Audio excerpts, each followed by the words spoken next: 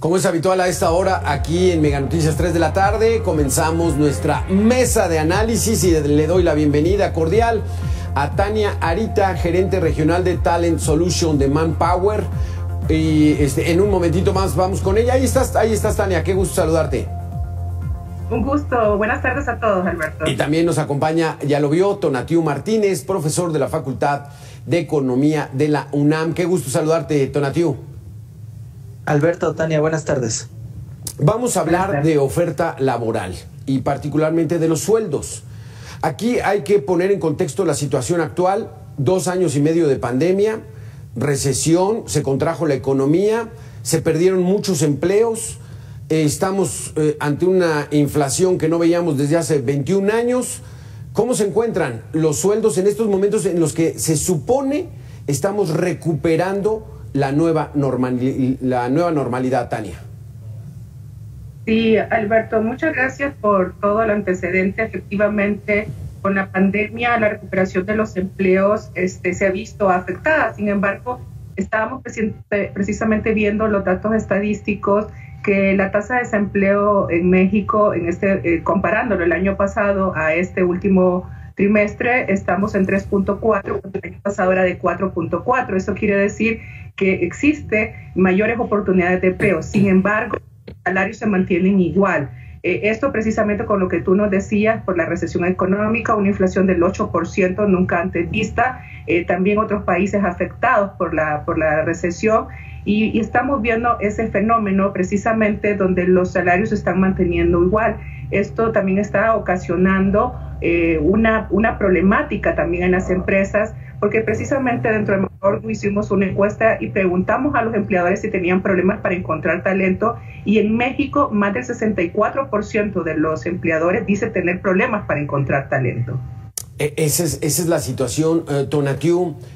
Teníamos el reporte, sindicato de la Universidad Nacional Autónoma de México, haciendo un mitin ahí en Rectoría, exigen el 20% de salario, que pues no lo vemos tan descabellado con una inflación de casi el 9% en estos momentos. ¿Qué hacer en esas situaciones, Tonatiuh? Pues sí, hay actores importantes que todavía tienen la posibilidad de ejercer este tipo de presión. Ciertos sindicatos, como tú lo mencionas, el de la UNAM, probablemente CFE, algún otro sindicato fuerte que todavía pueda hacer presiones de este estilo. Estamos en ese momento, de hecho, en el momento de las negociaciones. Desafortunadamente no todos los trabajadores tienen la posibilidad de estar en un gremio que pueda presionar fuertemente a su patrón para llegar a estas negociaciones. Comúnmente nosotros como sociedad ya hemos evolucionado de tal forma recientemente, estos últimos 40 años, el modelo de trabajo donde la mayoría de las personas tiene que negociar casi en corto con su empleador para llegar al incremento salarial anual, ¿no? Me parece interesante este 20% que plantea la UNAM, muy de la mano del incremento que está buscando el gobierno el gobierno federal para el salario mínimo del siguiente año. Recordemos que también hubo una política por décadas donde el salario mínimo se mantuvo a rajatabla, muy bajo. Sin embargo, esta administración ha traído una política de incrementos al salario mínimo bastante relevante, que tiene también un impulso fuerte sobre los salarios nominales en general. La última cifra que daba el IMSS de todos los trabajadores inscritos por sus patrones al instituto indicaba que el incremento a septiembre, me parece, era de un 11.6% en términos nominales, lo cual bate a la inflación de ese mismo mes. Entonces todavía tenemos un crecimiento en términos reales del salario en el país, ¿no?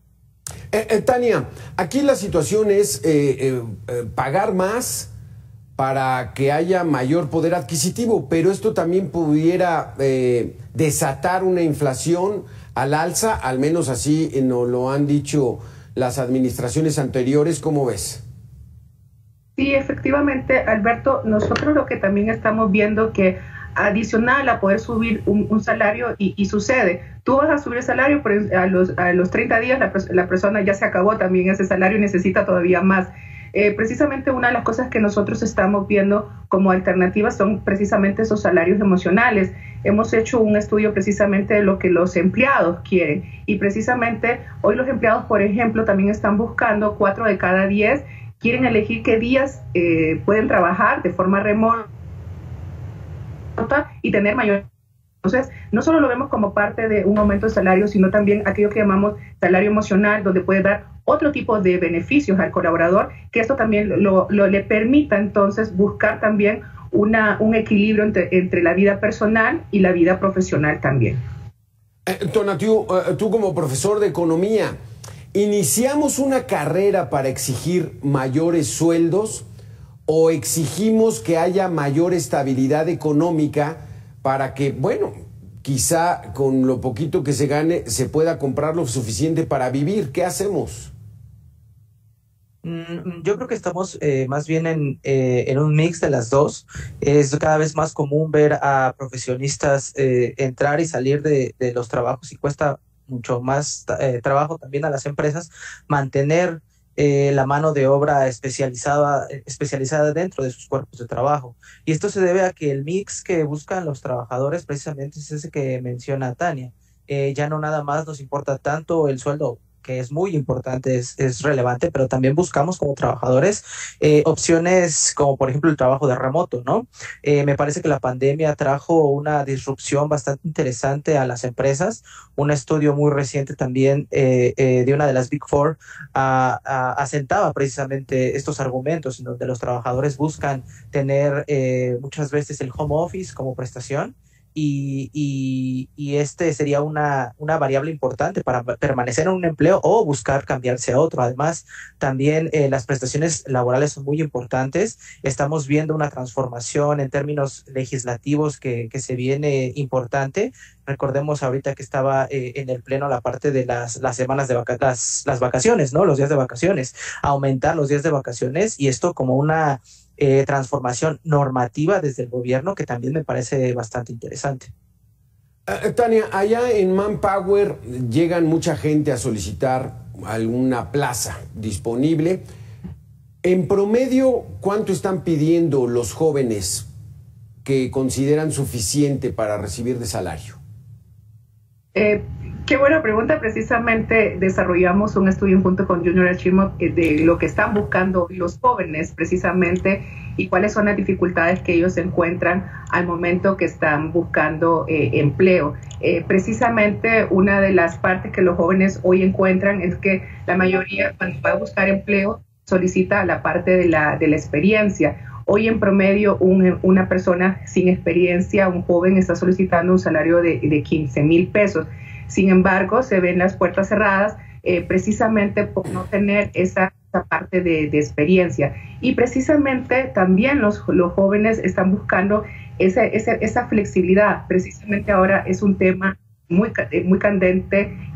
La pandemia nos trajo modelos de trabajo diferentes, a donde hoy no solamente requerimos un ingreso. Yo también te puedo dar ejemplos, ya tú lo decías, Manpower efectivamente nos buscan muchas personas para temas de poder ser empleados y precisamente ya no solamente se fijan en el salario, sino que en temas, por ejemplo, si tú le vas a dar ayuda de transporte, comedor, horario flexible, el hecho de ya no gastar transporte para llegar hasta su lugar de trabajo, la flexibilidad, son temas que hoy el empleado también, el candidato te está preguntando al momento de seleccionar. Precisamente nosotros ahora lo vemos, el 45% de las personas decide aceptar una oferta de trabajo si tiene todos estos beneficios: flexibilidad de horario, flexibilidad de días de trabajo, transportación, ayuda de comedor, que no necesariamente implica un aumento salarial. Tonatiuh, regresando al tema de la Universidad Nacional Autónoma de México, están pidiendo el 20% de aumento. La universidad, pues digamos, está acotada porque recibe presupuesto del Congreso de la Unión, del Estado. ¿Estaría dispuesta la bancada, por ejemplo, de Morena a apoyar a la UNAM para dar este incremento del 20%? Me parece luchas separadas. Sí, como tú dices, el presupuesto de la UNAM depende del presupuesto de egresos de la Federación. Sin embargo, el proceso de lucha por incrementos salariales es algo que se da todos los años. El sindicato es muy fuerte y tiene mucha experiencia en ese sentido. Entonces, no me parece que necesite siquiera el apoyo de Morena para llegar a un acuerdo con el rector. Saben cómo movilizarse, como lo vimos en las imágenes. Lo están haciendo como todos los años lo hacen y seguramente llegarán a un incremento que ronde un poco más de la inflación como comúnmente sucede. No, y también considero que la bancada de Morena podría acompañarlo si fuera el caso, pero no creo que, dada la lucha, dada el contexto y la coyuntura, sea el caso en lo particular. Tania, ahora regresando a tu tema de Manpower, los jóvenes están solicitando 15,000 pesos al mes de salario, pero la realidad, ¿cuál es? ¿Cuánto están recibiendo los jóvenes en promedio? Precisamente también nosotros esta encuesta le hicimos tanto preguntando a los jóvenes cuáles son sus expectativas salariales. Precisamente en esta expectativa salarial va a ser encontrarlo inclusive académico, ya sea si secundaria terminada, bachillerato concluido, técnicos universitarios. Y precisamente la media nos dice que una persona joven está esperando recibir lo mínimo 15,000 pesos. Y hoy las empresas también están ofertando este tipo de salarios. Lo que encontramos es también que los jóvenes lo que esperan sí es un mejor salario y mejores beneficios, y las empresas también lo que están esperando precisamente para poder hacer ese match con los jóvenes es precisamente personas que vengan con esa disponibilidad para poder ser empleables. Y las empresas también están adaptándose a esos salarios a través también de otros beneficios adicionales donde hacen un acompañamiento al joven para que pueda adquirir esa experiencia. Entonces, hoy nosotros vemos, y parte de este estudio de las conclusiones y recomendaciones que nosotros estamos dando, es precisamente seguir trabajando con los jóvenes en cuáles son aquellas habilidades que están demandando las empresas para que les permita ser más empleables, y también que las empresas puedan hacer ese acompañamiento de experiencia que los jóvenes necesitan para poder ser empleables. Sí, una situación complicada. Profesor Tonatiuh, aquí la situación está de que sigue siendo esa fórmula de mientras mejor preparación tengas, mejor sueldo vas a recibir, o como dice el presidente, que la bendición es de los informales y de los migrantes, que gracias a ellos la economía en México no ha colapsado. ¿Qué piensas? Bueno, el académico que postuló este argumento fue Mincer en los 70s y generó un modelo estadístico econométrico en donde se amparaba en las variables como edad, experiencia y años de estudio para calcular el ingreso de las personas. Sí había, y este es un estudio o una teoría que después se relacionó en términos prácticos con distintos países, y había una relación evidente entre los años de experiencia, la edad, y mientras más experiencia y también años de estudios tenías, tu sueldo iba incrementando en el tiempo. Sin embargo, el modelo o en términos teóricos se fue rompiendo conforme nos adentramos a los años más recientes. Las capacidades sin duda siguen siendo una variable muy importante para las empresas. Me refiero a las capacidades académicas que puedas adquirir en la escuela, pero también la experiencia. La experiencia juega un papel muy importante. Entonces, es muy difícil para académicos o personas que están saliendo a los 30 años con maestría o tal vez con un doctorado, incrustarse en el mercado o en un puesto donde sus años de estudio reflejen el valor que ellos fueron adquiriendo en la academia.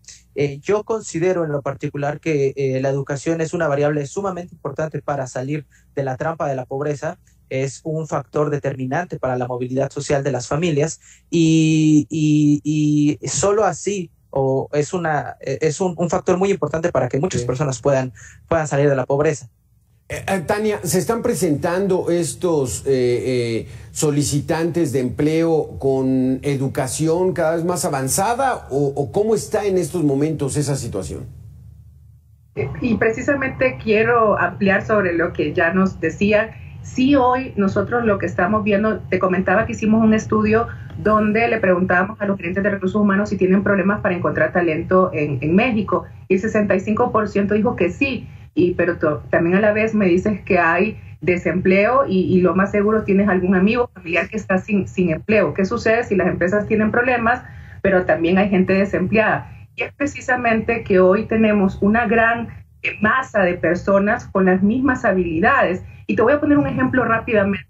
Por ejemplo, si tú me pides un contador y tú me dices, necesito un contador, Tania, bueno, el salario podría andar 12,000, 15,000 pesos, y mañana tengo a 100 personas participando para ese proceso de contador.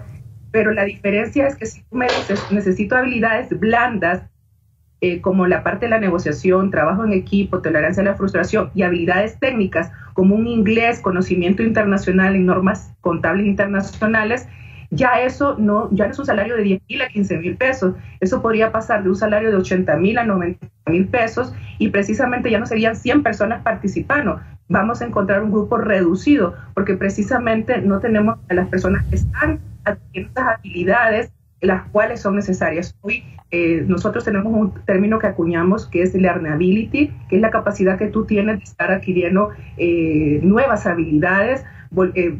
Recordemos, una carrera universitaria se vuelve obsoleta después de 5 años. Tú tienes que estar constantemente estudiando, volviéndote a capacitar, aprender, reaprender. Y precisamente hoy eso es lo que necesitamos para estar a la vanguardia de cuáles son esas habilidades que las empresas están demandando para que tú puedas ser más empleable, para que tengas mejores oportunidades de salario, porque definitivamente con mejores habilidades, con mejor educación, tus niveles de ingreso también serán superiores.